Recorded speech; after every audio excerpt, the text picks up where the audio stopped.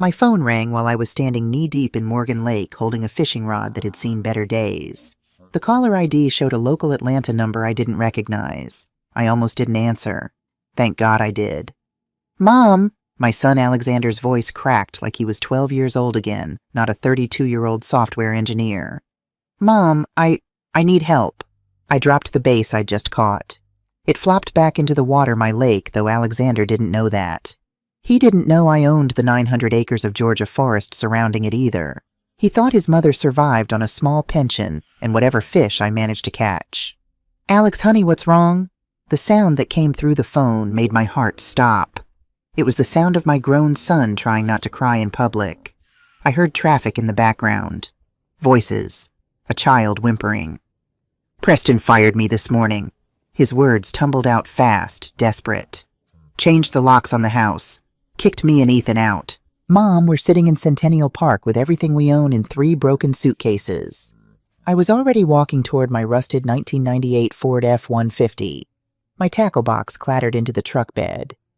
"Stay exactly where you are," I sadly said. My voice came out calm, but my hands were shaking. "I'm 20 minutes away." "Mom, I'm so sorry. I didn't know who else to call." "Do you have space just for tonight?" Space, I could have laughed. I owned a $12 billion private equity firm. I had 6 homes across 3 continents. But to my son, I was just his retired mother living in a cabin with a leaking roof. I'd raised him that way on purpose. I wanted him to value hard work over inheritance, to build his own life. But Preston Sterling had just made the biggest mistake of his privileged, arrogant life. He'd threatened my family. "I'll be there in 15 minutes, I told Alexander. Then I hung up and drove that old truck like it was a Ferrari. My phone buzzed again as I hit the highway, this time my satellite phone. The one only 3 people in the world had the number to. I answered on Bluetooth. "Rebecca." "Elizabeth." My former general counsel's voice was crisp alert. "I'm seeing some unusual activity on Alexander's employment records. Sterling Tech just filed termination paperwork. What's happening?" Rebecca Walsh had been with me for 20 years. She ran Morgan Capital's day-to-day operations from our Manhattan headquarters while I played hermit in the Georgia woods. "Preston Sterling just declared war," I said quietly. "He fired Alex, threw my grandson onto the street, told my son his bloodline wasn't worthy." The silence on the other end lasted exactly 3 seconds. "I see." Rebecca's tone shifted from concerned to lethal. "What are your orders?" "Pull everything you can find on Sterling Tech. I want their financials, their debt structure, their exposure, everything. I'll call you back in an hour. Consider it done." I pushed the accelerator harder. The old truck groaned, but it moved. 23 years ago, my husband died and left me with a 3-year-old son and a small investment firm nobody thought I could run. They expected me to sell, to disappear. Instead, I built an empire. I walked away from it 10 years ago when Alexander graduated from Georgia Tech. Let him think I was just a simple widow who liked to fish. Let him build his own confidence, his own career. But today I was going back to war, and Preston Sterling was about to learn what happened when you underestimated a woman just because she wore flannel and drove a beat-up truck. Centennial Park on a Tuesday afternoon should have been peaceful. Families having picnics, kids playing on the grass, couples walking hand in hand. Instead, I pulled up to see my son sitting on a bench looking like his entire world had ended. Because it had. Alexander was hunched over with his elbows on his knees, head in his hands. He'd always been lean, but now he looked thin, hollowed out. Next to him sat my 6-year-old grandson Ethan, clutching a teddy bear that was missing half its fur. But what broke me were the suitcases. 3 expensive hard-shell bags, the kind that cost $500 each. The kind Melissa had insisted on buying for their honeymoon to Bali. Now they were broken open on the sidewalk, clothes spilling out like guts from a wound. I could see Alexander's dress shirts dragging in the dirt. Ethan's little sneakers scattered across the concrete. A framed photo of my late husband Alexander's father lay face down in a puddle. They'd been thrown. Not packed. Thrown. I killed the engine and stepped out. The truck door slammed louder than I intended. Alexander looked up. The shame in his eyes was almost physical. He stood quickly wiping his face, trying to pull himself together. "Mom, thanks for coming. I know it's a long drive." I walked right past him and knelt in front of Ethan. "Hey there, sweetheart." I kept my voice gentle even though rage was building in my chest like a hurricane. You ready for an adventure at Grandma's cabin? We can roast marshmallows. Ethan's bottom lip trembled. He was trying so hard to be brave. Grandma, he whispered. Are we poor now? Daddy said we can't go home. I heard Alexander make a sound behind me, halfway between a sob and a cough. I cupped Ethan's face in my hands. No, baby, we're not poor. We're just relocating. Sometimes the best treasures are hidden where no one thinks to look. I stood up slowly, my knees popping. 60 years old, but I felt strong. Dangerous. Leo. I used the childhood nickname deliberately. Look at me. He finally met my eyes. What happened? And don't give me the sanitized version. I want the truth. Alexander took a shuddering breath. I went to work this morning. Preston called me into his office at 9. I thought we were discussing the new software rollout. The system I built. 3 years of work. Saved the company $3 million annually. And he didn't even look at me, Mom. Just slid termination papers across his mahogany desk. Said they were downsizing. I asked why. I asked about my severance, my stock options. His voice cracked. He pressed a button. Security came. 2 guys I've known for 5 years. They walked me to the curb like I was a criminal. I felt ice spreading through my veins. And Melissa, Alexander looked at the broken suitcases. I got home an hour later. My key didn't work. The locks were already changed. They had a locksmith there before I even left the building. Jesus! I banged on the door. I could hear them inside. Melissa opened it, but she didn't let me in. Just stood there blocking the doorway. He paused. She said she couldn't be with a failure, that she needed security and I couldn't provide it anymore. She chose her daddy's money over her husband. Preston came to the door. Alexander's hands were shaking now. He kicked these suitcases down the front steps. They broke open. All our clothes just everywhere. Then he looked at Ethan and said, his voice broke completely. I put my hand on his shoulder. What did he say, Alex? He said, your bloodline is weak, Alexander. It's a servant's bloodline. The Sterling family needs noble blood to survive. We found someone better for Melissa. Someone worthy. The word hung in the air between us. Worthy. I looked at my son, a man who'd never asked me for a dime, who worked 18-hour days to support a wife who spent money like water, who was such a good father that even now, broken and humiliated, his first thought had been protecting his child. Preston Sterling thought his bloodline was noble because he'd inherited a mid-sized tech company from his daddy. He didn't know that the woman standing in front of him in a stained fishing vest could buy his entire existence with a single phone call. But he was about to find out. I grabbed one of the broken suitcases. The handle was snapped, but I lifted it anyway. Get in the truck, I said. Mom, we can't impose. I grabbed his shoulder. My grip was iron. You're not imposing. You're coming home. And as for your bloodline, I walked to the truck and threw the suitcase in the back. It landed with a heavy thud next to my tackle box. I turned back to my son. For the first time that day, I smiled. It wasn't a nice smile. We're going to show Preston Sterling exactly what the Morgan bloodline is capable of. Alexander looked confused, but he nodded. He picked up Ethan and the other bags.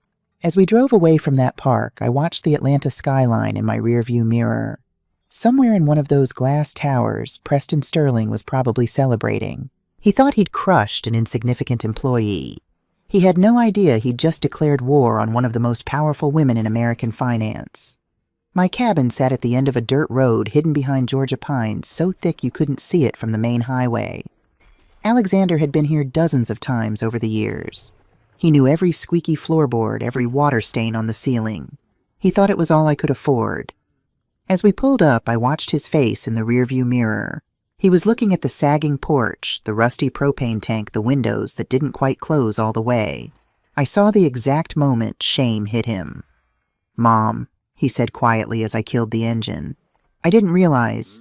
I knew you were on a fixed income, but I didn't know it was this bad. Ethan had fallen asleep in the back seat, exhausted from crying. Alexander lifted him gently, cradling his son against his chest. Inside, I started a fire in the old wood stove. The cabin was cold. I'd been out fishing all morning. Alexander put Ethan on the lumpy couch and covered him with a quilt my grandmother had made. Then he looked around with fresh eyes. Really looked. The daylight coming through the roof beams where shingles were missing, the refrigerator that sounded like it was dying, the cracked linoleum floor. "Mom," his voice was thick. "Why didn't you tell me I could have helped? I should have helped." I stirred the fire, watching the kindling catch. "Tell you what, honey, that you were struggling, that things were this tight." He ran his hand through his hair, a gesture he'd done since he was a boy when he was stressed. "I've been sending Melissa $3,000 a month for her shopping, for her spa days, and you've been living like this." I wanted to laugh, to cry, to tell him the truth. Instead, I said, "I have everything I need, Alex." "No, you don't." His voice gained sudden determination. He walked over and put his hands on my shoulders. "Look, I know I lost my job today, but I can find work. Construction. Waiting tables. I'll take double shifts if I have to. I'm going to fix this place, Mom. I promise. New roof before winter. I promise you." I looked at my son. He'd just lost his career, his wife, his home. He had maybe $5,000 to his name and a child to feed. And his first instinct was to promise to fix his mother's roof. This was the bloodline Preston Sterling called unworthy. This was the character he'd spat on. I felt something crack in my chest, not breaking but opening, like ice melting after a long winter. "Don't worry about the roof," I said softly. "Worry about getting some rest. You've had a hell of a day." "But Mom, we'll talk about it tomorrow. Right now you need sleep." He nodded reluctantly. I showed him to the tiny spare bedroom, really just a closet with a twin mattress. He'd slept there every Christmas for 10 years, never complaining. "Good night, Mom, and thank you for everything." After he closed the door, I waited, listened to the old house settle, heard Alexander's breathing even out as exhaustion finally claimed him. Then I moved. Behind the storage closet, there was a section of wall that looked like all the others, weathered pine covered in dust. But if you knew where to press, it swung open on silent hinges. Rebecca had it installed 5 years ago. She'd insisted. "You can play the hermit," she'd said, "but you need a secure room, just in case." The steel door behind the false wall was state-of-the-art. Biometric lock, soundproofing, climate control. I pressed my thumb to the scanner and heard the heavy bolts slide back.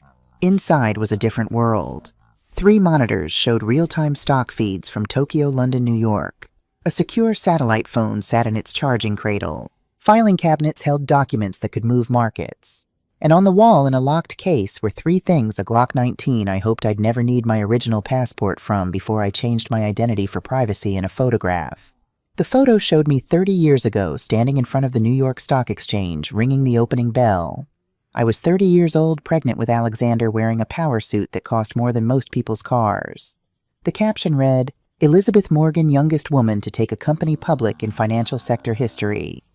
I'd walked away from public life after that, built my empire quietly, let other people have the headlines while I accumulated real power, the kind that whispers instead of shouts. I picked up the satellite phone and dialed Rebecca's private line. She answered on the first ring. "Elizabeth, I need you to wake up the board." There was a pause. "We haven't had a Code Falcon alert in 5 years. Are you compromised?" "No, but Preston Sterling is about to be." I heard rapid typing on her end. "What's the play?" "I want everything on Sterling Tech. And I mean everything. Their debt structure, their payment schedules, their exposure. I want to know every bank they owe, every line of credit, every mortgage." "That'll take a few hours." "You have 2, more typing." Then Rebecca's voice turned cold, the voice she used in hostile takeovers. "If he touched family, he's not just a target, Elizabeth. He's a carcass. What happened?" I told her. All of it. The firing, the changed locks, the suitcases thrown onto the street, the way Preston had looked at my grandson and called his bloodline weak. When I finished, Rebecca was silent for 10 seconds. "I'm pulling the data now," she finally said. "But Elizabeth, Sterling Tech is a sinking ship. Their financials are a disaster. We've avoided them for 2 quarters because their debt-to-equity ratio is toxic. Why would you want to touch that radioactive waste?" "Because he made it personal." "I see." Rebecca's tone shifted again. "Then we're not buying stock. We're buying the debt. All of it. That's going to cost... I don't care about the premium. I want every outstanding loan, every line of credit, every mortgage Preston Sterling has. I want to own the air he breathes by sunrise." I heard her smile. Hold on, I'm accessing the dark pool data now. While I waited, I traced the lion's head logo on my company seal. Morgan Capital. Named after my maiden name, the name I'd reclaimed after my husband died. The name Preston Sterling was about to learn to fear. Okay, Rebecca came back on. It's worse than we thought. Sterling Tech is underwater by $47 million. He's leveraged everything. The company accounts, the real estate, even his personal assets. Who holds the primary note? A consortium of regional banks. But here's the interesting part. He has a balloon payment due Monday. That's 48 hours from now. If he misses it, the default clause triggers. I smiled in the darkness. And we're going to make sure he misses it. There's a complication. I'm seeing a pending capital injection. Looks like he's trying to secure a bridge loan from a private investor. My stomach tightened. Who? Julian Ashford. The name hit me like a slap. Julian Ashford, son of Senator Thomas Ashford, known in society pages for crashing Ferraris, known in financial circles for money laundering and influence peddling. He's trading Melissa, I said quietly. Preston's selling his daughter to Ashford in exchange for a bridge loan. That's my assessment. I closed my eyes. Melissa had never been kind to me. She'd barely tolerated me at family gatherings, making snide comments about my shabby cabin and embarrassing truck. But she was still the mother of my grandson, and Preston was using her like currency. Rebecca, I want you to freeze Ashford out. Contact our friends at FinCEN. Flag his accounts for suspicious activity. Trigger a Patriot Act audit. Make it so he can't write a check for coffee, let alone $47 million. That's aggressive. Could cause political blowback. Let it blow back. I want Preston walking into that bank Monday morning thinking he has a lifeline, only to find out I'm holding both ends of the rope. Understood. I'll have the debt purchase completed by 6 a.m. Ashford's accounts will be frozen by 8 a.m. What else? I thought for a moment. Send someone to sanitize Alexander's digital footprint from Sterling's servers. Preston's going to try to use him as a patsy for whatever financial crimes he's committed. I want my son's name completely clean. Consider it done. Anything else? Yes. Charter a car service, black sedan. Have it here at 4 p.m. tomorrow. Tell them to bring 2 Brioni suits, one for me, one for Alexander. Size 42 long for him. And send Giovanni. Rebecca laughed. The tailor Elizabeth, are you coming out of retirement? Just for one night. Preston's hosting a charity gala tomorrow evening. $20,000 a plate fundraiser to save his dying company. And you're going to outbid him at his own party. I'm going to do more than that. I'm going to teach him what it means to threaten a Morgan. We talked for another 20 minutes, finalizing details. By the time I hung up, Rebecca had put together a task force of 12 people working through the night. By dawn, Preston Sterling's world would be collapsing. He just wouldn't know it yet. I was about to close the safe room when I heard a sound in the hallway. My heart stopped. I turned to find Alexander standing at the end of the hall, rubbing sleep from his eyes. He was wearing his wrinkled t-shirt and boxers, looking small and vulnerable in the shadows. He was staring right at me. Mom! His voice was groggy. Who were you talking to? My mind raced. Had he heard me say 47 million? Had he heard Morgan Capital? I walked toward him quickly, keeping my face in shadow until I could control my expression. Just calling to order pizza for tomorrow, honey. Couldn't sleep. Thought we could use some comfort food. Alexander squinted at me. Mom, it's 3 in the morning. No pizza place is open. I was leaving a voicemail for when they open. You know how much Ethan loves pepperoni. He stared at me for a long moment. I could see his software engineer brain working, trying to process why his mother would be up at 3 a.m. ordering lunch. But he was too tired, too broken. The fight went out of him. He slumped against the door frame. I can't eat, Mom. I can't sleep. I keep thinking about what Preston said. About my bloodline. Maybe he's right. I'm 32 and sleeping in my mother's spare room. I couldn't protect my wife. I couldn't keep my house. Maybe I'm just weak. I crossed the distance in 2 strides and grabbed him by both shoulders. Listen to me, Alexander. Weakness isn't losing your job. Weakness isn't losing your house. Weakness is sacrificing your family to save your ego. That's what Preston did. I steered him back toward the bedroom. You're still standing. You're still worrying about your son. That's not weakness. That's strength. But I have nothing, Mom. No leverage. I want to go back there and smash his face in. No. My voice was sharp. That's what thugs do. And you're not a thug. You're a Morgan. I sat him on the edge of the mattress. We don't use our fists, Alex. Violence is for the incompetent. When someone takes something from you, you don't break their nose. You take what they value most. You take the ground they stand on until they have no choice but to kneel. Alexander looked up at me through red-rimmed eyes. What does Preston value most? I pulled the thin blanket over him.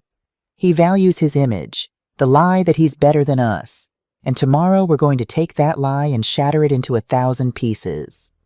How? I smiled. Go to sleep. Tomorrow we're going shopping. Shopping, Mom, we don't have any money. I patted his leg. Let me worry about money. You just worry about looking the part.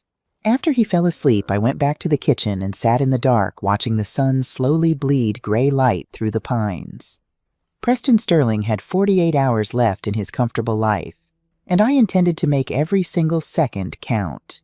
The iron gates of the Sterling estate loomed ahead like the entrance to a fortress built on ego and borrowed money. I parked my rusted F-150 right in front, deliberately provocatively. The security guard came running out of his booth, waving his arms. Ma'am, this is private property. You can't. I rolled down my window. Tell Preston his past is here to collect. The young guard couldn't have been more than 22, reached for his radio. I didn't wait for him to call. I shifted into low gear and pressed the accelerator. The truck's reinforced bumper 1 modification Rebecca had insisted on made contact with the ornate iron gates. Metal groaned. The lock snapped with a sound like a gunshot. The gates swung open. Alexander grabbed the dashboard. Mom, what are you doing? Getting my grandson's stuffed animals back. I drove up the long circular driveway past manicured hedges that probably cost more than most people earned in a year. I parked my leaking truck right behind a silver Bentley Continental. The contrast was deliberate. Rust next to chrome. Poverty next to privilege. Except the poverty was a lie. The front door opened before I even killed the engine. Preston Sterling marched out, and he wasn't alone. Behind him stood a group of people in cocktail attire holding champagne flutes. I recognized a few faces, a city councilman, a real estate developer. The kind of people who smiled with their teeth, but never their eyes. Preston stopped at the top of the marble stairs. He was wearing white linen pants and a polo shirt that probably cost $500. A cigar smoldered in his left hand. He looked down at us like we were stray dogs that had wandered onto his porch. Well, look who decided to crawl out of the woods. His voice boomed so his guests could hear every word. I thought you'd finally died in that shack, Elizabeth. I was waiting for the obituary so I could send flowers. His guests chuckled a low, polite sound that made my skin crawl. The service entrance is around back, Preston continued, where they collect the trash. Seems more your speed. I stepped out of the truck. My boots hit the Italian marble with a solid thunk that echoed. I'm here for my grandson's things, Preston, and to remind you that throwing a 6-year-old onto the street is a crime in this state. Alexander got out from the passenger side. He looked small standing next to the truck, but he straightened his spine when Preston's eyes landed on him. We need to talk about custody, Alexander said, voice shaking but gaining strength. You can't just lock me out. We have joint assets. We have a life. Preston laughed. It was a harsh bark that lacked any humor. Assets. You have nothing, Alexander. You lived in a house I paid the down payment for. You drove a car leased in my company's name. You were a pet we kept around because Melissa thought you were cute. He took a long drag from his cigar. But pets get old. And when they get old and useless, we put them outside. Then he reached into his pocket and pulled out a thick stack of bills wrapped in a blue bank band. He didn't hand it to Alexander. He tossed it into the air. $100 bills fluttered down like dead leaves, landing in the oil stain leaking from my truck and scattering across the marble driveway. There's your severance, Preston sneered. $5,000. Should buy you a nice tent and a few months of that cheap beer your mother drinks. Alexander's face burned crimson. He stared at the money on the ground, but I was already analyzing it. I bent down slowly, deliberately. Preston's guests laughed, thinking I was groveling. Preston grinned, looking down his nose at me. That's right, Elizabeth.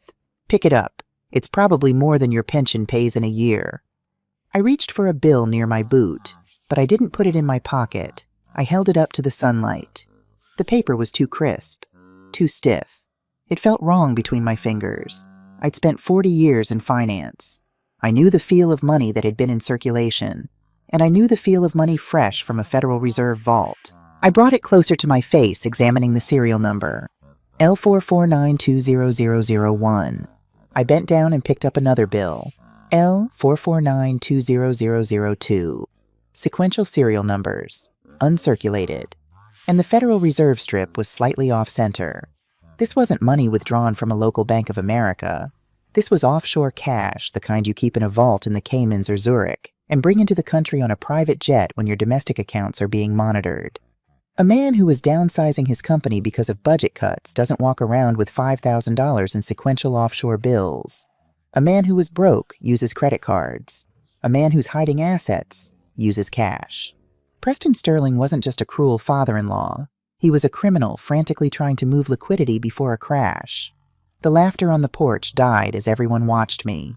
They expected me to stuff the money into my pockets, to scramble for the rest like a beggar. Instead, I stacked 2 bills neatly together. I stood up slowly, dusting off my knees. I walked up the marble stairs. The security guard stepped forward, but Preston waved him off, expecting me to beg or thank him. I stopped 2 steps below Preston and looked him in the eye. For the first time, I saw a flicker of unease in his gaze. "You kept this in a humidity-controlled safe, didn't you, Preston?"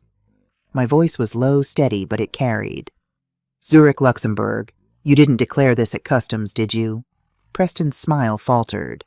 "What are you talking about, you senile old—" I pulled the rest of the stack from his hand before he could react. I combined it with the bills I'd picked up and slapped the entire stack against his chest hard enough to make him stumble backward, spilling champagne onto his pristine white pants. "Keep it," I said loud enough for the councilman and the developer to hear. "You're going to need it for sedatives, Preston, because when the auditors see what I just saw, you're going to have a very hard time sleeping." I turned and walked back to the truck. Preston sputtered on the porch, wiping champagne off his lap, shouting threats about trespassing and police. I didn't look back. As we drove away, I made sure my muddy tires rolled right over the money he'd thrown, pressing it into the expensive marble. Alexander stared at me wide-eyed. "Mom, what was that about? Why did you say that about auditors?" I kept my eyes on the road. "Because your father-in-law isn't just broke, Alex. He's a criminal, and I just found the first loose thread. Now we're going to pull it until his whole world unravels." I reached for my phone, the regular one, not the satellite, and made a show of checking something.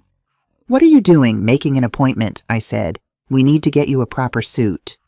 "Mom, we can't afford—" I said, "Let me worry about money." My voice was firm, final. "You just trust me. Can you do that?" Alexander looked out the window, watching the Sterling estate disappear behind us. "Yeah, Mom," he said quietly. "I can do that." "Good. Because tomorrow night we were going to a party, and Preston Sterling was going to learn that some bloodlines don't just survive, they conquer." The silence in my truck was heavier than Georgia humidity in July. Alexander stared out the window, watching pine trees blur past. In the back seat, Ethan had finally fallen asleep, exhausted from crying, clutching that ratty teddy bear like it was the only solid thing left in his world. My hands were steady on the wheel, but my mind was racing through calculations. Rebecca would have the debt purchase completed by morning. The FBI would have their financial crimes unit briefed by noon. Preston Sterling's world was already crumbling. He just didn't know it yet.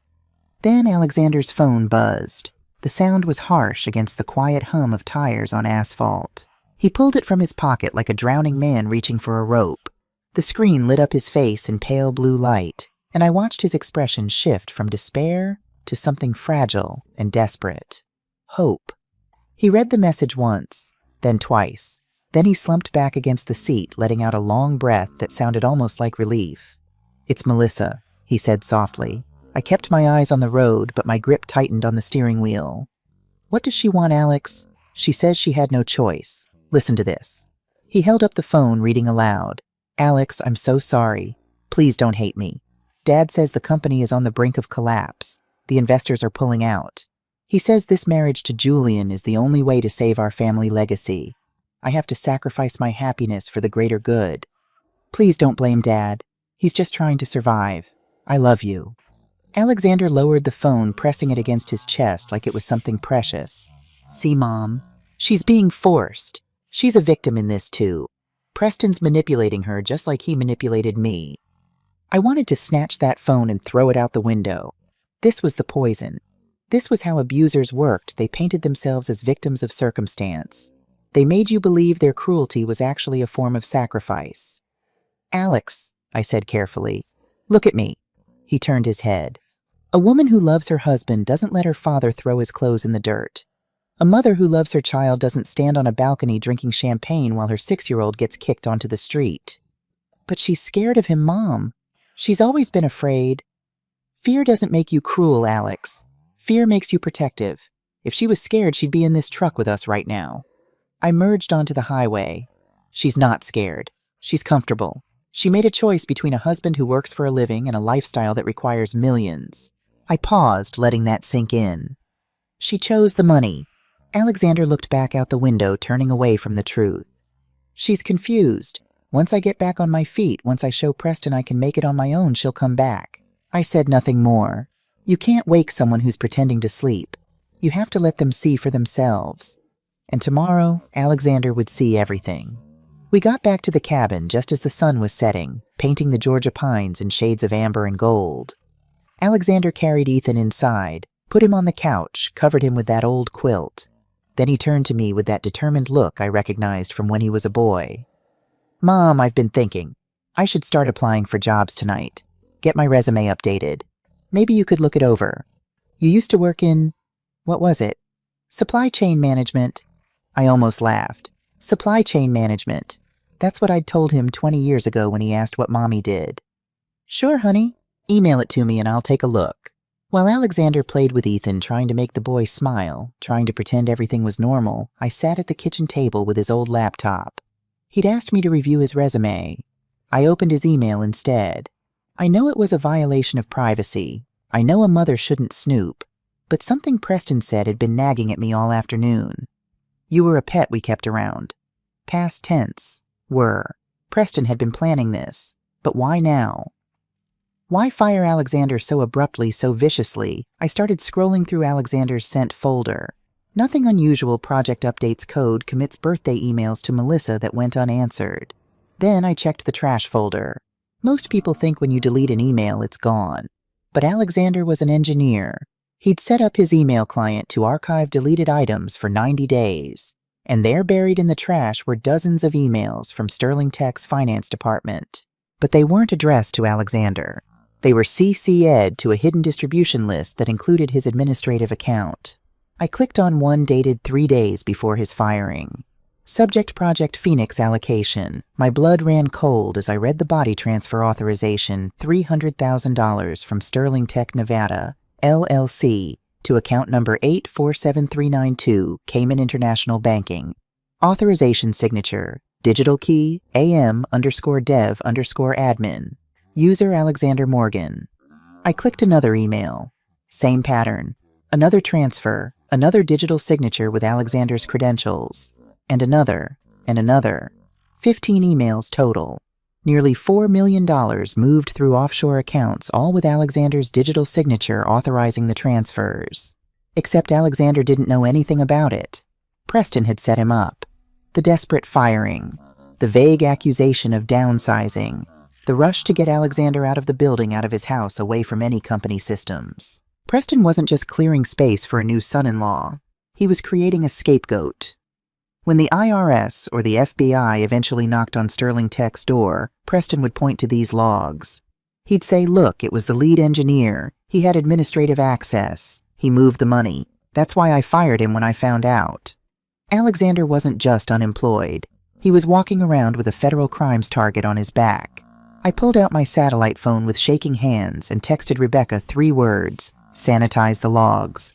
Her response came in 30 seconds. "On it, 20 minutes. I sat back staring at the computer screen, feeling rage build in my chest like a slow-burning fire. Preston Sterling hadn't just attacked my family. He'd tried to destroy my son's entire future. He'd tried to send Alexander to prison to save his own skin. I thought about walking back to that estate right now. I thought about what it would feel like to wrap my hands around Preston's throat. But that wasn't how you destroyed a man like Preston Sterling. You didn't use violence. You used the system he thought protected him. You used his own greed against him. You took everything he valued and crushed it to dust while he watched. And tomorrow night, that's exactly what I was going to do. The next morning, I woke Alexander early. "Get dressed," I said. "We're going into the city." "Mom, I should be job hunting. You have a job interview this afternoon. Now get dressed." I'd texted Rebecca at 5 a.m., send the car. At exactly 9 a.m., a black Mercedes S-Class pulled up to my cabin. The driver was a woman in her 30s, professional discreet. She didn't blink at the rundown cabin or my flannel shirt. "Ms. Morgan," she said with a slight nod. "I'm Claire. I'll be driving you today." Alexander's eyes went wide. "Mom, who is this? How did you—" "Old friends," I said smoothly. "I called in a favor. Now get in." As we drove toward Atlanta, Alexander kept looking at me with questions he didn't know how to ask. The leather seats, the silent ride, the way Claire called me Ms. Morgan instead of ma'am. I watched his software engineer brain trying to process the data, trying to make it make sense. We pulled into the garment district, the old part of Atlanta where the buildings were brick and the streets were cobblestone. Claire stopped in front of a narrow alley wedged between two warehouses. There was no sign, no storefront, just a heavy oak door set into weathered brick. "Mom, where are we?" "Getting you a suit." I pressed the brass buzzer once. A slot in the door slid open. Dark eyes peered out, then widened in recognition. The door swung open immediately. Giovanni Rossi stood there 70 years old, wearing a vest that looked hand-stitched by angels. He had a measuring tape draped around his neck and silver hair combed back perfectly. When he saw me, he bowed low, so low Alexander actually gasped. "Signora Morgan." Giovanni said, his Italian accent thick with emotion. "It has been too long. We feared you had forgotten us." I stepped inside, the smell of expensive wool and cedar surrounding us like an embrace. "I've been fishing, Giovanni, but today I need to catch a shark, and for that my son needs to look dangerous." Giovanni's eyes shifted to Alexander, assessing him with a tailor's practiced gaze. "He looks like you, Signora. Same shoulders, same bearing." He smiled. "I have just the thing. A suit I cut for an ambassador who disappointed me in his payments." He disappeared into the back room. Alexander turned to me, voice low and urgent.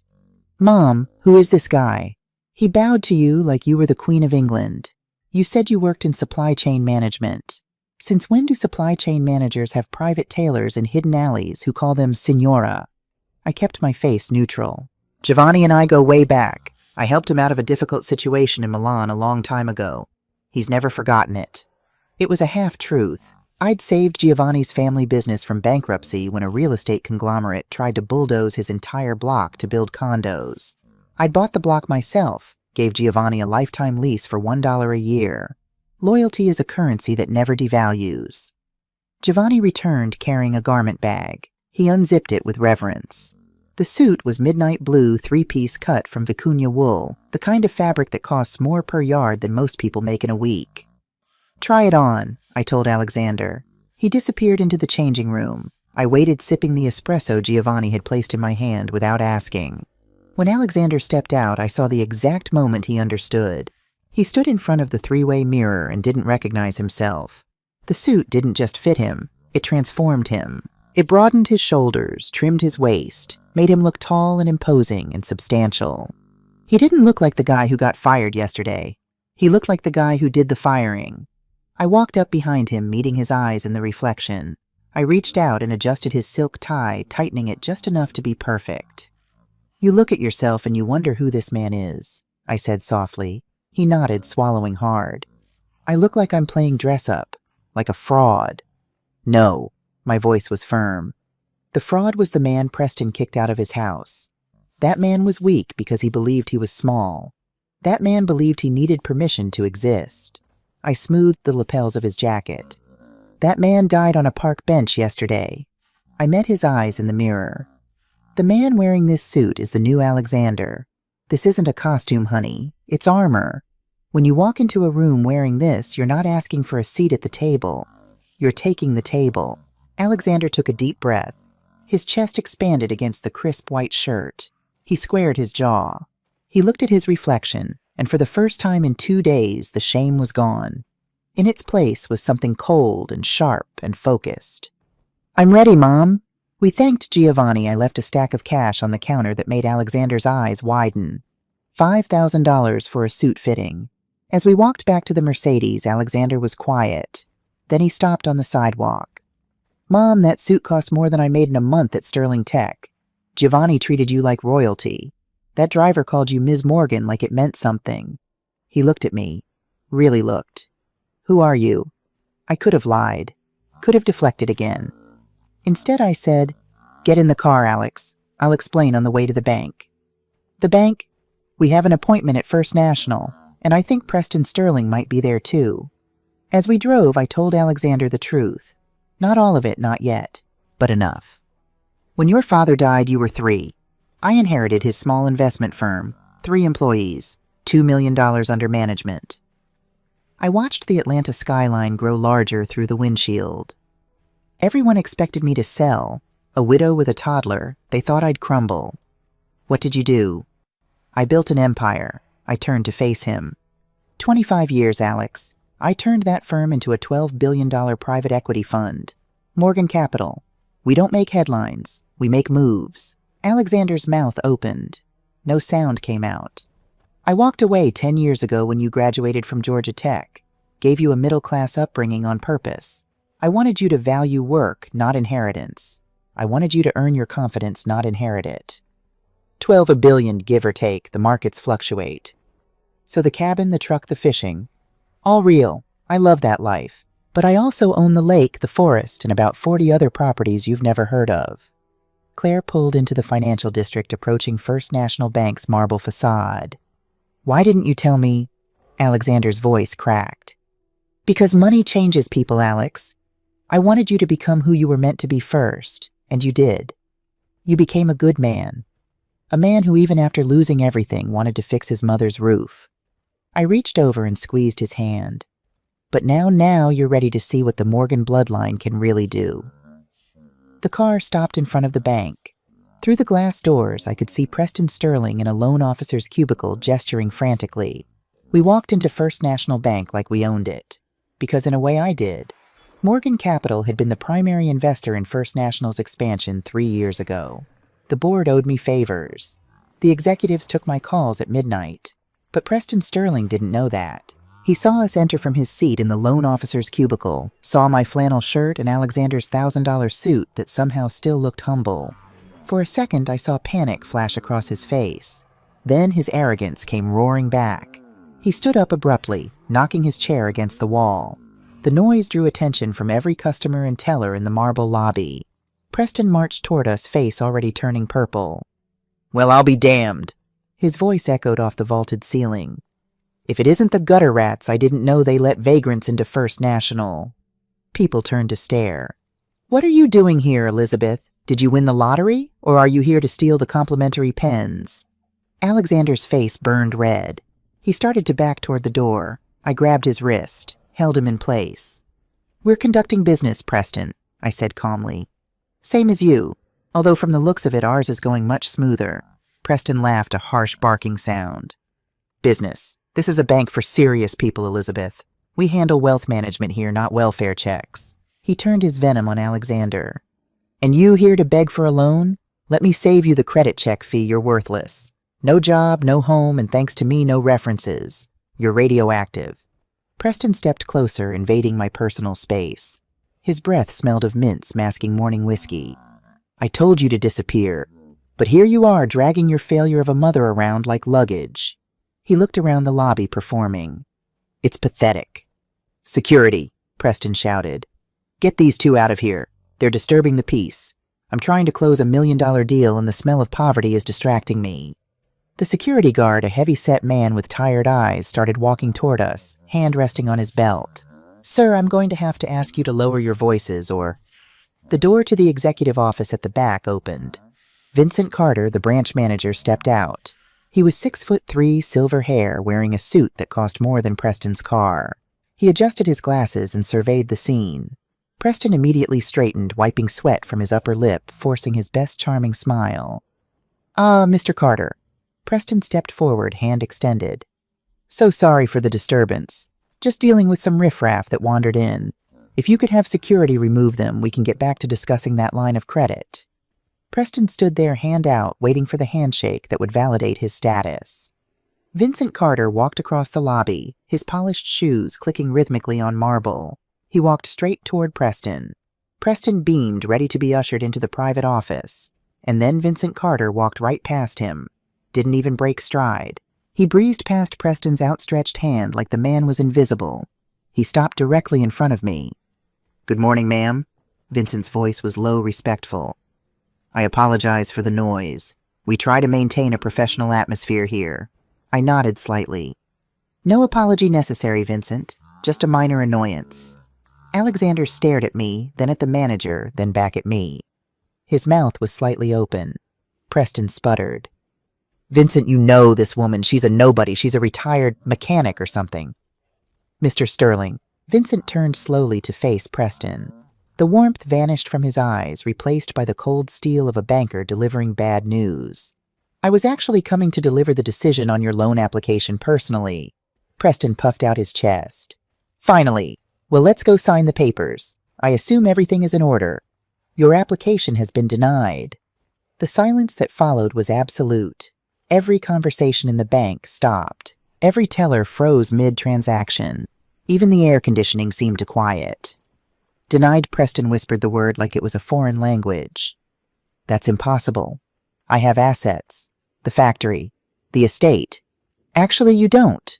Vincent clasped his hands behind his back. "Our risk assessment team has flagged your collateral as highly distressed. Furthermore, we received notice this morning that your primary debt holder has sold your note." "Sold?" Preston's face went from red to gray. "Who bought it? Who holds my debt?" Vincent's eyes darted to me for a microsecond so fast that if you weren't looking for it, you'd miss it. But Alexander saw it, and Preston saw it. "That information is confidential pending official transfer," Vincent said smoothly. "However, the new creditor has issued strict instructions. There will be no extensions, no bridge loans, and no refinancing." He paused, letting that sink in. "You have until noon tomorrow to settle the outstanding balance of $47 million. If the funds are not wired by then, foreclosure proceedings on your business and personal residence will begin immediately." Preston staggered backward, clutching the edge of a desk for support. "Tomorrow? That's insane. I need a week, just a week, to liquidate some stocks." "You have 24 hours. Vincent's tone was final. "I suggest you spend less time shouting in my lobby and more time finding a miracle." He turned back to me and gave one last imperceptible nod before walking to his office. The heavy oak door closed with a click. Preston stood alone in the middle of the marble lobby. He looked small now. The expensive clothes looked like a costume. He looked around, but the tellers had gone back to work. The customers had looked away. The security guard had stepped back. He was isolated. I looked at Alexander. My son's back was straight now. He wasn't cowering. He was looking at his father-in-law with a mixture of shock and dawning understanding. "Come on, Alex," I said quietly. "We have what we came for." We turned and walked toward the glass doors. As we passed Preston, he didn't even look up. He was staring at the marble floor, muttering to himself, hands shaking. Once we were outside in the humid Atlanta air, Alexander waited until we were in the Mercedes before he spoke. "Mom," his voice was trembling. "Why did the manager look at you like that? Like he knew you?" I settled into the leather seat. "I've banked here a long time, honey. You get to know people." "No," Alexander shook his head. "That wasn't I know you. That was I work for you." He grabbed my arm. "Mom, what's going on? How did you know Preston would be denied, and who bought his debt?" I looked at my son. He was ready now, ready to understand.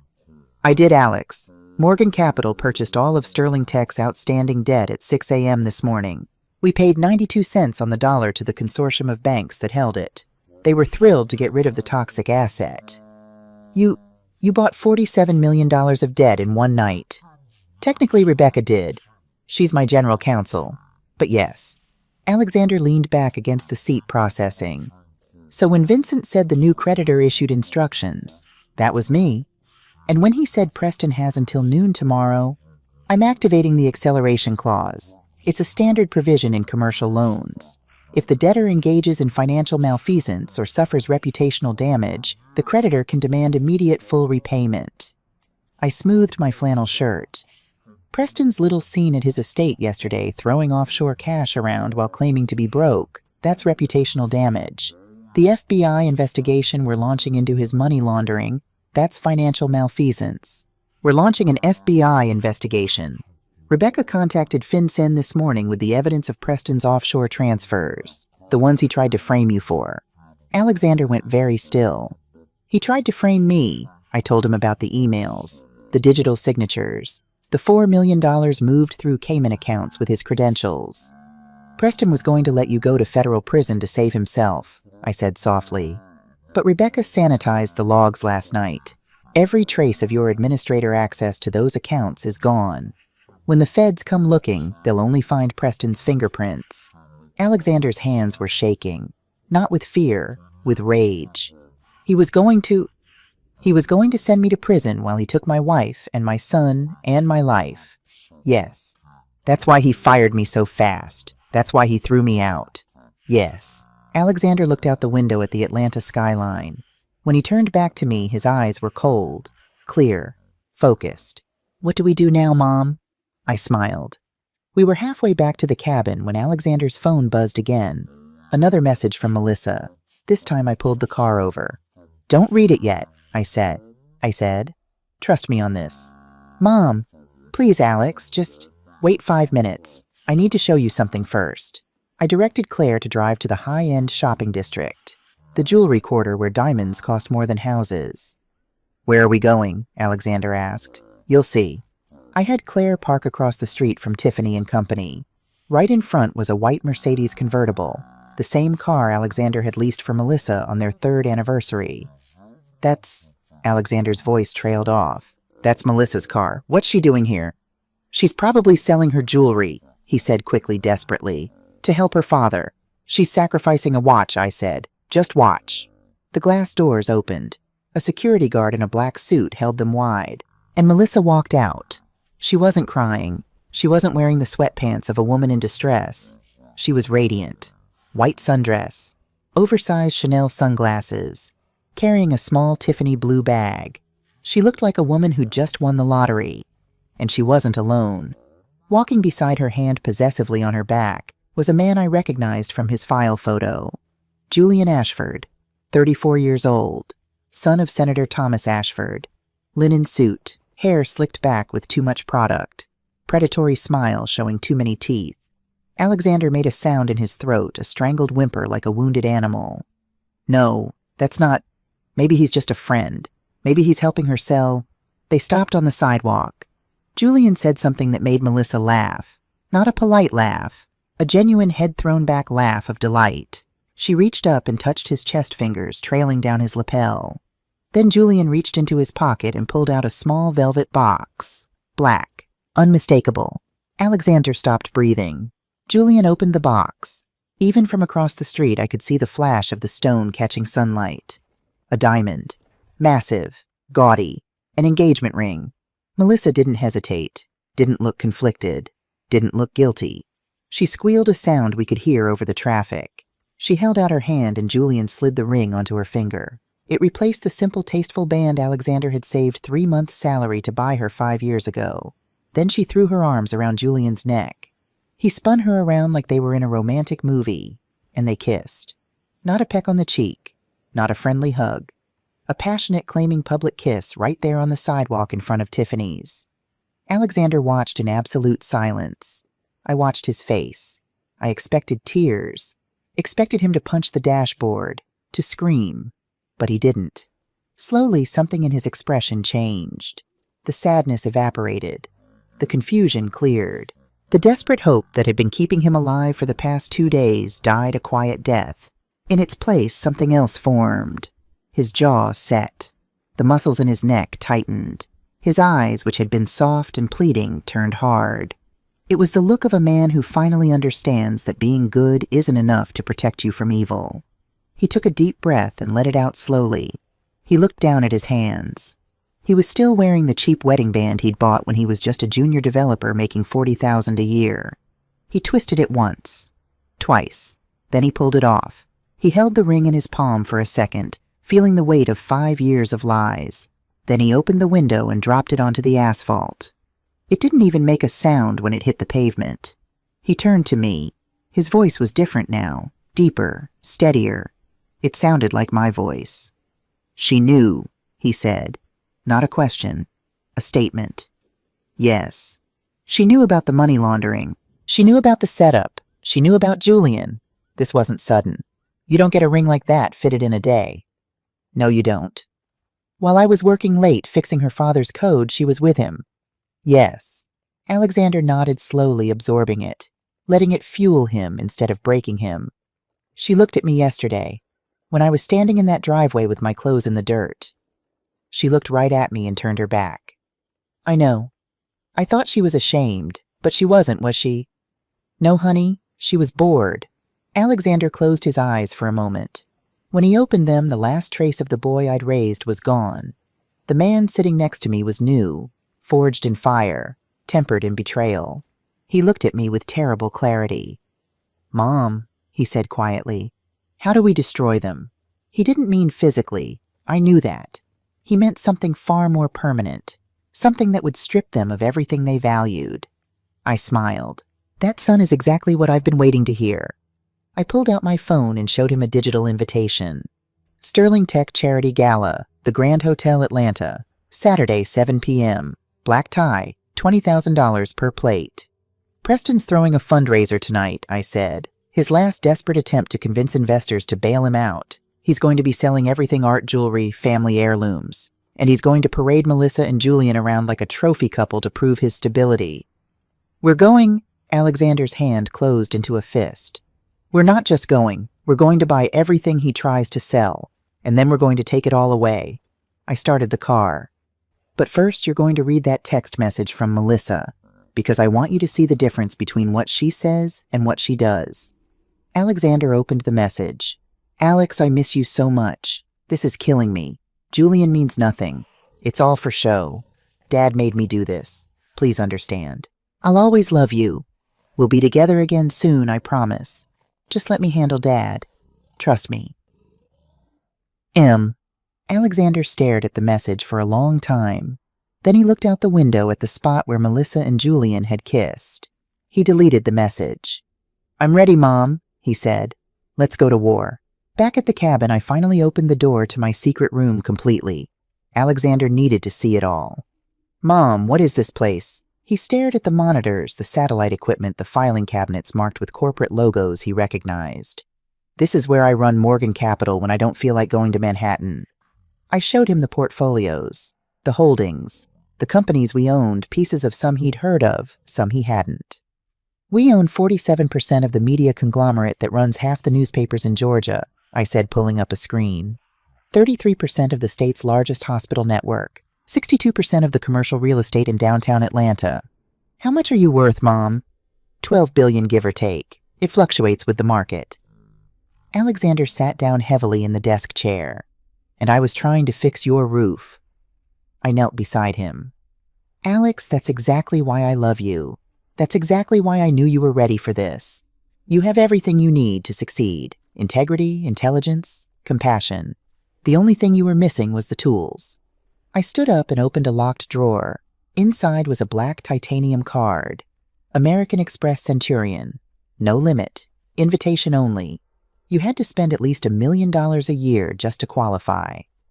This is yours now, I said, handing it to him. Your name's already on it. Has been for 5 years. I was waiting for the right time to give it to you. Alexander held the card like it might explode. Tonight, Preston's going to try to auction off his family's legacy to save himself. I continued. He's going to sell art jewelry heirlooms, and you're going to outbid everyone in that room. Why? Because I want him to see that the weak bloodline he despised has more power than he ever dreamed of. I want him to hand his family's treasures to you personally, and then I want him to watch as you destroy them. Alexander looked up at me. Destroy them. You'll know when the moment comes. I pulled out my phone and called Rebecca. Everything's set for tonight. The board is ready, Rebecca said. We've prepared the presentation. The FBI is standing by. Julian Ashford's accounts were frozen at 8 a.m. He's been declined for every transaction today. He won't be able to finance Preston's bridge loan.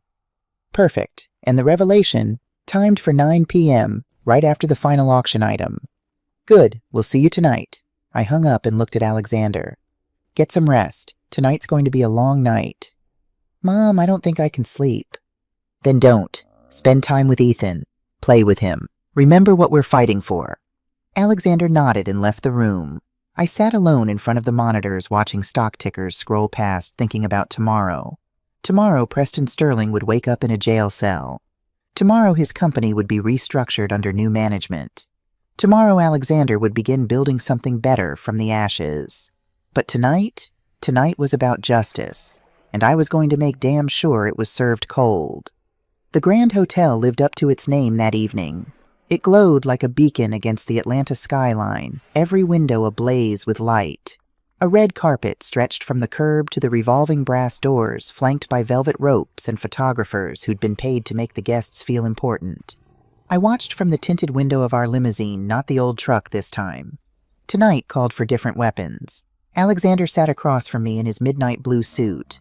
He'd been quiet since we left the cabin, but it wasn't the silence of defeat. It was the silence of a predator waiting to strike. "You ready?" I asked. He straightened his tie. "I've been ready since yesterday." We watched the guests arrive. Women in gowns that cost more than cars. Men in tuxedos laughing too loud at jokes that weren't funny.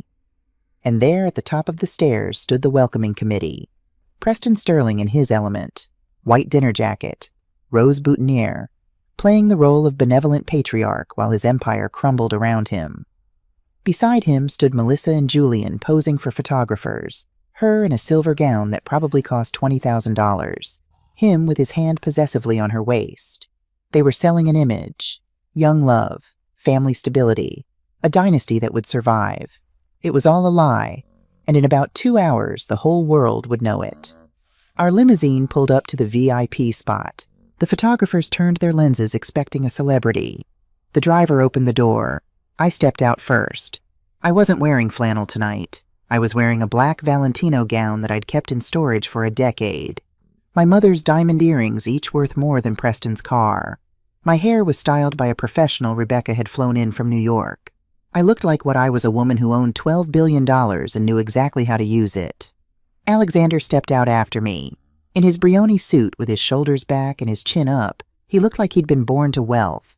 Like he'd never spent a single night sleeping on a park bench. The cameras started flashing. I saw the exact moment Preston noticed us. He was mid-laugh with a donor champagne flute raised. The laugh died in his throat. His eyes bulged. He blinked rapidly like he was trying to clear a hallucination. He recognized me barely. The gown and jewelry threw him off. But when he saw Alexander, his face went from shock to violent red. He abandoned all decorum. Ran down the marble stairs, signaled frantically to security. "Security, get over here now!" The guests nearby stopped talking. The photographers lowered their cameras, sensing drama.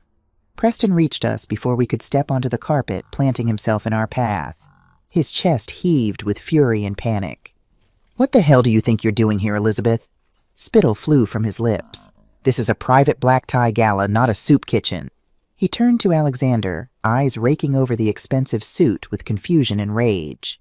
"Did you rob someone for that costume, playing dress-up before crawling back to the gutter?" The security guard approached, hand moving to his radio. "Sir, this is invitation only. I need to ask you to—" Alexander didn't flinch, didn't apologize, didn't shrink. He simply reached into his jacket and pulled out a heavy cream envelope with gold edges. Preston snatched it from Alexander's hand, ripping it open like a wild animal. "Impossible. I approved every name on that list. If you forged this, I'll have you arrested for fraud." He pulled out the card. It wasn't paper. It was rigid, heavy, plated in actual gold leaf. The kind of invitation sent only to the top 5 donors, the whales who could save a sinking ship with a single check. Preston's hands started shaking as he read the name embossed in raised lettering, Morgan Capital and Associates. His face went from red to gray in seconds. "Morgan Capital," he whispered. This is stolen. You stole this from someone's mailbox. You're thieves." He spun to the security guard, waving the invitation like evidence at a trial. "Arrest them. Morgan Capital is a billion-dollar hedge fund. These two are unemployed losers. This is theft." The hotel manager appeared at the top of the stairs, a distinguished man in his 60s who'd been briefed by Rebecca this morning. He descended with the grace of a diplomat approaching a crime scene. "Is there a problem, Mr. Sterling?" His voice cut through the chaos. Preston jabbed a finger at us. Yes, these imposters stole an invitation meant for a VIP donor. I want the police called immediately. The manager took the invitation from Preston's trembling hand, examined it for exactly 2 seconds. Mr. Sterling, he said coolly, this invitation is valid. It was issued this morning by the charity board to Miss Elizabeth Morgan and her associate. Preston's mouth worked, but no sound came out. The manager turned to us. Ms. Morgan, please accept my apologies for the disturbance. Your table is waiting. I stepped forward, my heels clicking on marble. I am Elizabeth Morgan, I said, voice quiet but carrying the weight of $12 billion. And this is my son, Alexander Morgan. We represent the capital that's going to save your auction tonight. I paused, looking directly at Preston. Unless, of course, you don't want our money. Preston was trapped. If he kicked us out in front of the press and the hotel management, he'd lose the biggest potential donors of the night. He'd look insane. But letting us in meant allowing wolves into the sheep pen. His desperation won. Let them in, he said through clenched teeth. We walked past him up the stairs. As we reached the top, we came face to face with Melissa and Julian. Melissa stared at Alexander. Her mouth fell open. She looked at the suit, the way he carried himself, the cold indifference in his eyes where adoration used to live.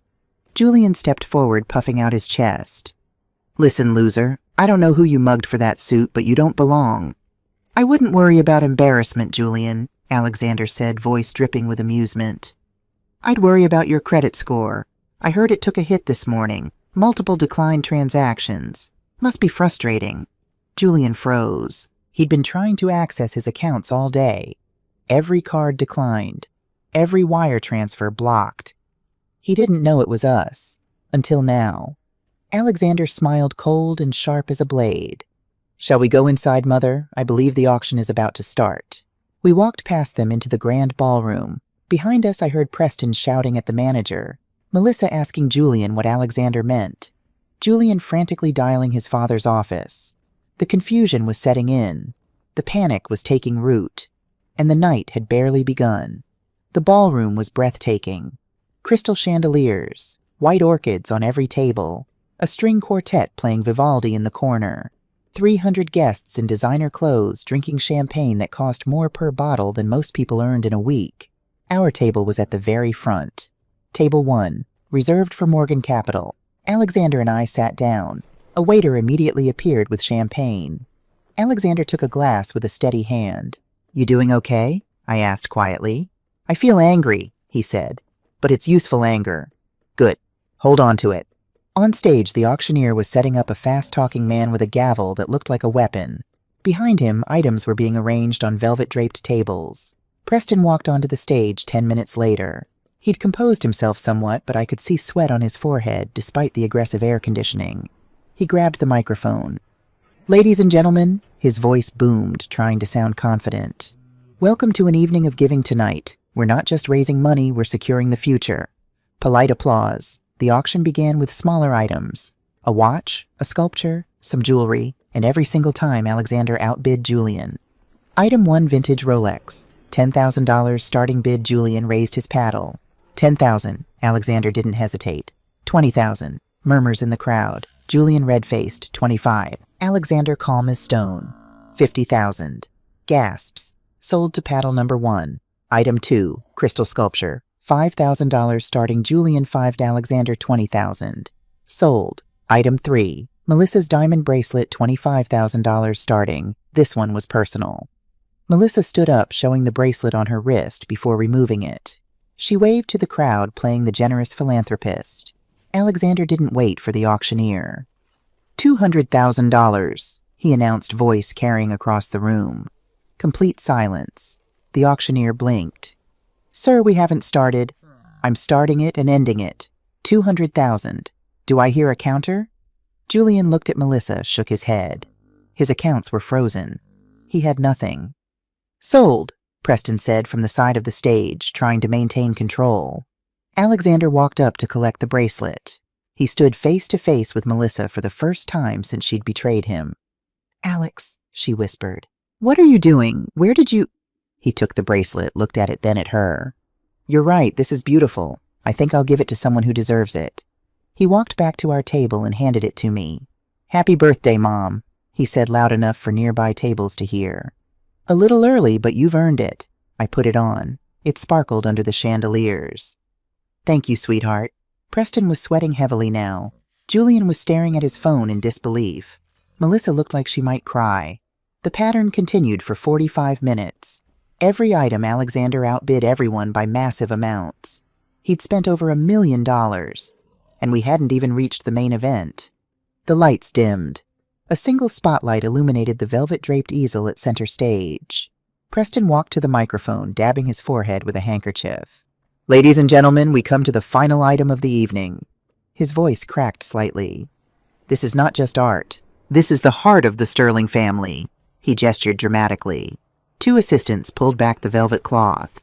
Beneath it was an oil painting from the 1800s, the founding Sterling patriarch standing in front of a factory. Dark, moody, dripping with old money aesthetics. This heirloom has been in my family for 4 generations. Preston continued, voice thick with fake emotion. It represents our resilience, our industry, our legacy. I offer it tonight not because I want to part with it, but because the cause we support is greater than any possession. He paused for effect. Starting bid $50,000. This was the centerpiece, the main money laundering scheme. Julian was supposed to bid it up to $200,000, injecting cash directly into Preston's charity, which Preston would then raid to pay his debts. Tax-free money laundering wrapped in a tuxedo. The auctioneer took the podium.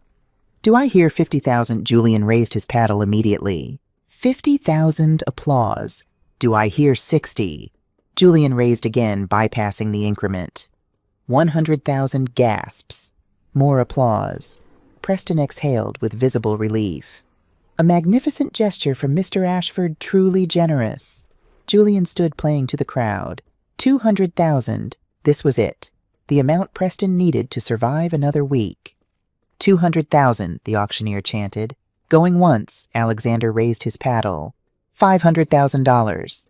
The silence was absolute. It was the kind of silence that happens when a bomb drops but hasn't exploded yet. Every head in the ballroom turned toward our table. Julian's smirk fell off his face like it had been slapped away. Melissa choked on her champagne. But it was Preston's reaction that shattered the decorum. He didn't look happy. He didn't look grateful. He looked furious. He marched to the edge of the stage, pointing a shaking finger at Alexander. Stop! Stop this immediately! This is fraud! The auctioneer looked confused. Mr. Sterling, excuse me. He has no money, Preston screamed, voice cracking. That man is my former son-in-law. I fired him yesterday. He's destitute. He's living in a shack. He's trying to sabotage my auction with fake bids. The crowd erupted in murmurs.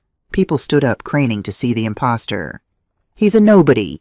Preston was losing it completely.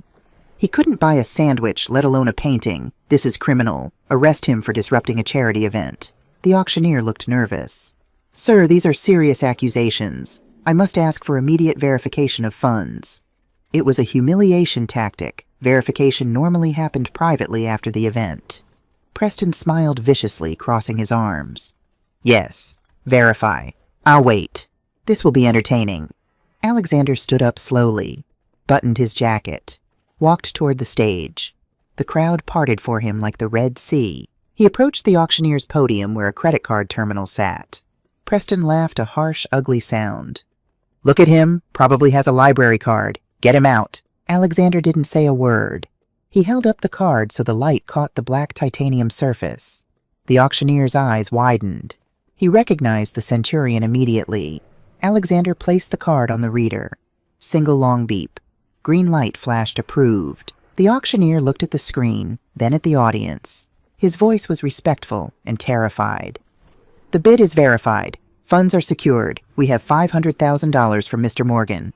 Preston staggered backward like he'd been shot. Julian jumped up, phone to his ear, screaming, $550,000, Alexander calm, $600,000. Julian desperately, Dad, authorize the transfer, I need liquidity now. Alexander, $750,000. Julian's face fell. He lowered his phone, looked at Preston, shook his head. He was cut off. The bank of Daddy was closed. Mr. Ashford, do you wish to counter? The auctioneer asked. Julian slumped into his chair. No bid. The room buzzed with electricity. Alexander held up his hand, silencing everyone. $1 million, he said clearly. But I have a condition. The auctioneer looked at Preston nervously. A condition, sir? Yes. Alexander's voice rang out. I'm buying this painting to help the Sterling family in their desperate time of need. Since Mr. Sterling was kind enough to personally escort me out of his home yesterday, I think it's only fair that he personally delivers this painting to me. Right now. He pointed to the floor in front of our table. I want Preston Sterling to carry that painting down here and hand it to me, if he wants the $1 million he has to work for it. The room went dead silent. This wasn't business. This was public execution. Preston looked at the painting, looked at the $1 million figure on the screen, knew that money was the only thing standing between him and total ruin. If he walked away, he lost everything. If he carried the painting, he lost his dignity. But dignity doesn't pay the mortgage. I watched Preston's internal struggle, saw the exact moment his pride broke. His shoulders slumped. Slowly, painfully, he reached for the painting, lifted it off the easel. It was heavy, he grunted under the weight. He stepped down the stairs, knees shaking. He walked through the silent crowd carrying the symbol of his ancestors like a servant delivering a package. He reached our table, breathing hard, sweat dripping down his face. Here, he whispered, unable to meet Alexander's eyes. Take it. Alexander didn't take it immediately. He let Preston hold it for 5 more seconds, letting the weight burn into his arms. Thank you, Preston, Alexander said, finally taking the frame. You can go now. Preston turned and walked away, the sound of his footsteps echoing in the silence. Alexander looked at the painting, looked at the stern face of Preston's great-grandfather. Then he spoke, his voice amplified by the table microphone. I didn't pay $1 million because I want to hang this on my wall. I paid to show you that your history, your pride, your name, they're just commodities, and I can buy them whenever I want. Preston stopped walking, turned around. Just give me the check, he started. I'm not buying art, Alexander interrupted. I'm buying my freedom. Then, with sudden violent motion, he drove his knee upward and brought the painting down hard. The sound of century-old canvas tearing was like a gunshot. The wood frame snapped with a dry, loud crack. A woman in the front row screamed. Alexander didn't stop. He ripped the canvas in half, tearing through the Sterling patriarch's face. Ripped it again and again, reducing the symbol of their bloodline to tatters. He threw the splintered wood and shredded canvas onto the floor at Preston's feet. There's your legacy, Alexander said, dusting off his hands. It's trash, just like the way you treated my son. Preston stared at the debris. His face turned violent purple. Veins bulged in his neck. He forgot the cameras, forgot the investors, forgot everything except blind rage. You animal! He lunged toward Alexander, fist raised. I'll kill you! I stepped out from behind the table, walking into the spotlight. Sit down, Preston. My voice wasn't loud, but it carried a resonance that froze him mid-swing. He looked at me bewildered. Who are you to tell me what to do, old woman? You're nothing. Get out of my way. I walked up the stairs to the stage. The spotlight hit me, and I didn't blink. I looked toward the back of the room, toward the sound booth. Rebecca, I said calmly. Kill the lights. Show Mr. Sterling the news. The ballroom plunged into darkness. The chandeliers dimmed to nothing. The only light came from the massive projection screen behind the stage. A logo appeared, a golden lion holding a key. The logo of Morgan Capital. A murmur rippled through the crowd. Everyone in that room knew the logo. It represented one of the most aggressive, successful private equity firms in the country. Preston looked at the screen, confused. What is this? Why is Morgan's logo on my screen? The slide changed. A legal document. High-resolution scan. Signed that very morning. Assignment of debt. Debtor Sterling Technology Solutions and Preston Sterling primary creditor, Morgan Capital, amount outstanding $47 million. Status default. Preston read the words. His mouth opened. No sound came out. He read them again. He looked at the signature line at the bottom, authorized signature Elizabeth Morgan, chairman. He turned slowly to look at me. Really looked at me. At the Valentino gown. The diamonds. The way I stood, not like a retired widow, but like someone who'd built empires. The realization hit him like a physical blow. His knees actually buckled. He grabbed the podium to stay upright. You, he whispered, voice trembling with horror. You're Morgan. I stepped closer, the microphone catching every word. I am Elizabeth Morgan. And for the last 10 years, I've been content to be just a mother and grandmother. I left this world behind because I found more value in a quiet life. I pointed to the screen where evidence of his failure glowed in high definition. But you dragged me back, Preston. You told my son his bloodline was unworthy. You told him he came from nothing. You were so blinded by arrogance that you didn't even bother to check who you were declaring war on. I turned to the audience, hundreds of stunned faces. Mr. Sterling calls himself a business leader, but the truth is Sterling Tech has been insolvent for 2 years. He's been funding his lifestyle by laundering company assets and burying his family in debt. He fired my son not because of performance, but because he needed a scapegoat for his own crimes. I turned back to Preston. You said you wanted a noble bloodline, Preston. Well, here's the truth about bloodlines. My bloodline doesn't use children as collateral. My bloodline doesn't sell daughters to cover bad loans. And my bloodline certainly doesn't kick 6-year-old boys onto the street. My voice rose, filling the ballroom. We use our money to build things, and occasionally we use it to teach lessons to people who've forgotten what honor means. Preston looked around frantically for an ally for an escape, but Melissa was sobbing at her table. Julian had disappeared out the back door. The guests stared at him with disgust and fascination. But the deadline, Preston stammered. The bank said noon tomorrow. I still have time. Read the fine print, Preston. Rebecca zoomed the screen to Clause 14, Immediate Acceleration Clause. In event of confirmed financial malfeasance or reputational damage, creditor reserves right to demand full repayment immediately. Your stunt at the bank this morning, I said. The audit we triggered on your accounts, that's reputational damage. The money laundering investigation the FBI is opening as we speak, that's financial malfeasance. I checked my watch, the Patek Philippe I'd worn for the first time in a decade. It's 9 p.m. I'm activating the clause. You have until midnight to wire $47 million. 3 hours, Preston. No, you can't. This is my company. My father built. It was your company. I walked toward him, closing the distance. As of 1 minute ago, I executed foreclosure on all secured assets. The factory, the patents, this building. I leaned in close so only he and the microphone could hear. And it includes your house, Preston, the one you kicked my son out of. You're trespassing on my property. I stepped back. You're fired, Preston. Get out of my building. The heavy double doors at the back of the ballroom opened. 6 men in FBI windbreakers marched in. Preston saw them. For a moment, he looked like he might run, but there was nowhere to go. 2 agents stepped up, spun him around. The sound of handcuffs clicking shut was metallic finality. Preston started shouting about lawyers, about rights, about misunderstandings. But nobody was listening. The guests were too busy filming with their phones, documenting the fall of a titan. As Preston was led away, Melissa stood up. Her mascara was streaking. Her carefully styled hair was coming undone. She looked around the ballroom, her father being arrested, her lover gone, her life collapsing. Her eyes landed on Alexander. She ran toward him, heels clicking desperately on marble.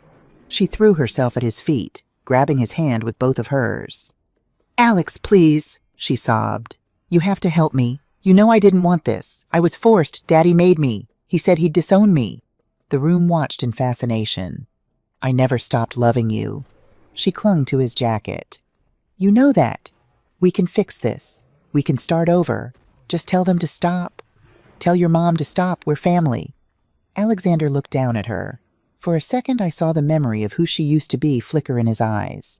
Then he looked at her hand. She was still wearing Julian's ring, the massive diamond. She hadn't even taken it off. He gently pulled his hand from her grip. He reached into his pocket and pulled out his handkerchief, the silk square I'd tucked there. He didn't use it to wipe her tears. He handed it to her. "Stand up, Melissa." She stood shaking, hoping. "You weren't forced," Alexander said, voice gentle but firm. "You made a trade. You traded a husband who loved you for a lifestyle you thought you deserved. You bet on the money. No, Alex, it's exactly like that. You loved the Sterling name. You loved the credit cards. You loved the house. And you thought I was the weak link threatening all that." He took a step back. "The problem isn't that you left me, Melissa. The problem is you think you can come back just because the money changed hands. You didn't love me when I was poor, and you don't get to love me now that I'm powerful." Melissa froze, realizing the bridge wasn't just burned, it was demolished. "The sterling money is gone, Melissa," Alexander said quietly. "And so are you." He didn't say goodbye. He simply turned and walked away, walked past the agents, past the guests, past his entire old life. He walked toward the double doors, stride long and confident. Melissa collapsed onto the floor, sobbing. But Alexander didn't look back. He kept walking until he disappeared into the night, leaving the wreckage of his past behind. I followed him out. We stood on the steps of the Grand Hotel, breathing in the cool Atlanta air. "How do you feel?" I asked. "Free," he said. "For the first time in 5 years, I feel free." I put my arm around my son. "Let's go home." The sun was setting over Morgan Lake, painting the water in shades of gold and amber. I sat on the dock with my fishing rod exactly where I'd been the day Alexander called me from that park. But everything was different now. The cabin was still there. I'd refused to fix the roof. I liked it that way. It reminded me what mattered. But on the hill above the cabin sat a new house. Not a mansion. Just a comfortable 4-bedroom home where Alexander and Ethan lived. Close enough to visit. Far enough to be independent. I heard footsteps on the dock. Alexander appeared carrying 2 cups of coffee. He sat beside me, both of us watching our lines. "How was your day?" I asked. "Good. The board approved the new benefits package. Full health care for all employees, including part-time. Profit-sharing program. Mental health coverage." He was CEO of Thorn Innovations, now the company we'd built from Sterling Tech's ashes. Same employees, same technology, completely different culture. From fear to innovation. From exploitation to empowerment. "Your father would be proud," I said. "I hope so." We sat in comfortable silence. "I heard Preston's sentencing was today," Alexander said carefully. 15 years, federal prison. He'll be eligible for parole in 10. And Melissa filed for bankruptcy, working as a hostess at a restaurant in Buckhead. Julian dumped her the day after the gala. Alexander nodded slowly. No satisfaction in his voice. No revenge. Just peace. "Do you regret it?" I asked. "Any of it? No. I regret wasting 5 years on someone who didn't value me. But everything that came after," he looked at me, "that I don't regret at all." A car pulled up our weekend tradition. Ethan jumped out and ran down to the dock. "Grandma, Daddy, I caught a frog." He was holding a small green frog, grinning from ear to ear. "That's wonderful, sweetheart," I said, pulling him into a hug. "Did you let him go?" "Yeah, by the lily pads like you taught me." The 3 of us sat on that dock, 3 generations, 3 fishing rods. "Grandma?" Ethan asked after a while. "Yes, baby." "Kids at school say you're really rich, like crazy rich." Alexander tensed, but I smiled. "What do you think, Ethan?" He looked around at the lake, at the trees, at his father beside him. "I think you're rich in the important ways. You have time to fish with me. That's pretty rich." I pulled him close. "You're wiser than most adults, kiddo." We watched the sun set over the water I owned, but never bragged about. Somewhere in Atlanta, a company was thriving on principles of integrity. But here in this moment, it was just a family. And that was worth more than all $12 billion in my accounts.